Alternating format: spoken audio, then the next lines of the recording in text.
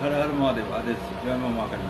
আপনার কাজ কারবার, আপনার যে ধান্দা সেটা হয়তো আপনার কোনোরকমভাবে ব্রেক হয়ে গেছে, সেখান থেকে অর্থ আসতে চাইছে না, কোনো রকম বৃদ্ধি নেই আপনার সেই কাজ কারবারের। তাহলে আমি যে উপাচারটা বলছি এটা আপনারা ৭ খানা শনিবার করুন, করলেই বুঝতে পারবেন। আপনারা কি করবেন, আপনারা একটা স্টিলের ঘটি নেবেন অথবা একটা স্টিলের গ্লাস হলেও হয়ে যাবে। তার ভেতরে অল্প একটু জল দিন, গঙ্গার জল দিতে পারলে খুব ভালো হয়। তার ভেতরে অল্প একটু দুধ দিন, তার ভেতরে অল্প একটুখানি গুড়, যে গুড় আমরা খাই সেই গুড়টা দিন।